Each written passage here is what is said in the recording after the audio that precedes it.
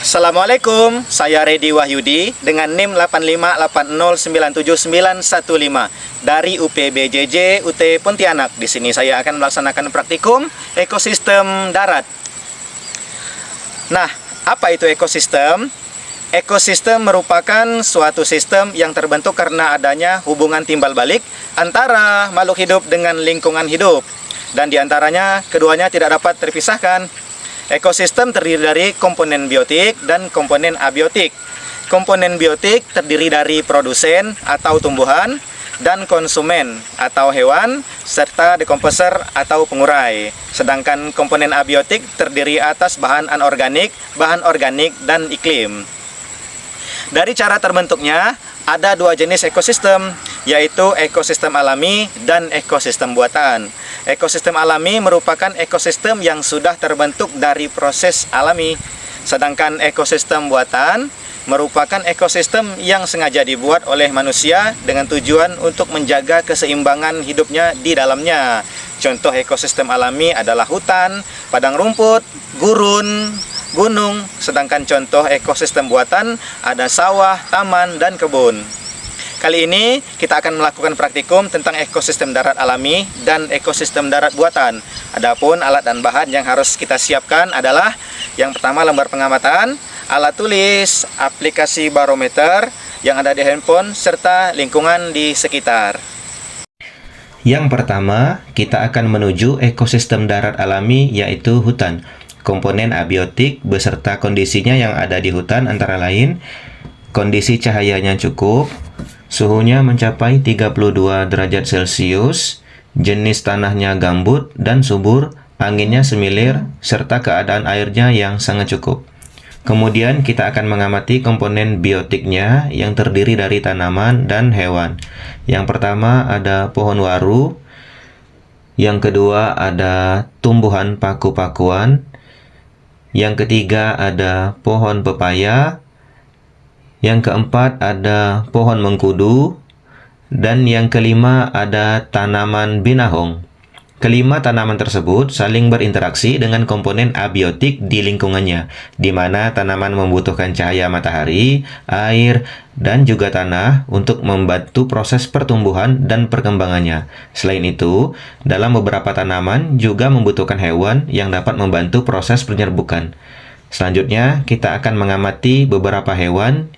Yang pertama ada lebah, yang kedua ada laba-laba, yang ketiga ada kutu putih, yang keempat ada semut, dan yang terakhir ada kupu-kupu merbabu.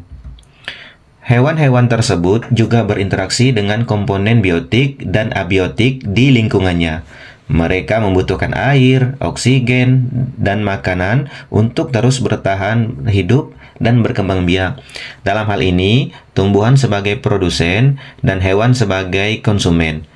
Selain itu, terdapat juga dekomposer atau pengurai.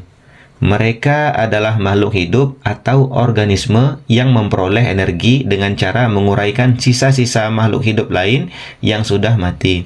Nah, dalam ekosistem hutan ini, pengurai yang ditemui yaitu jamur, bakteri, dan berbagai jenis cacing. Selanjutnya, kita menuju ekosistem darat buatan yaitu sawah. Komponen abiotik yang akan kita amati meliputi cahaya. Terlihat cahayanya sangat terik, suhunya mencapai 32 derajat Celcius, tanahnya sedikit kering, anginnya cukup semilir, dan kondisi airnya cukup banyak. Adapun komponen biotik yang kita temukan pada ekosistem sawah, yang pertama ada padi, yang kedua ada rumput, yang ketiga ada pohon jagung, yang keempat terdapat tumbuhan putri malu, dan yang kelima ada pohon tebu. Semua tanaman tersebut saling berinteraksi dengan komponen abiotik, di mana mereka membutuhkan cahaya matahari, air, dan tanah untuk membantu proses pertumbuhan dan perkembangannya. Selain tumbuhan, komponen biotik lainnya adalah jenis-jenis hewan. Yang pertama ada siput, selanjutnya ada semut, yang ketiga ada kadal, yang keempat terdapat belalang, Dan kelima, terdapat capung. Hewan-hewan tersebut juga saling berinteraksi dengan komponen biotik dan abiotik lainnya. Mereka membutuhkan air, oksigen, dan makanan untuk terus bertahan hidup. Adapun dekomposer atau pengurai yang ditemukan di ekosistem sawah adalah jamur dan cacing. Berikut adalah tabel hasil pengamatan komponen abiotik dan biotik ekosistem darat alami dan ekosistem darat buatan.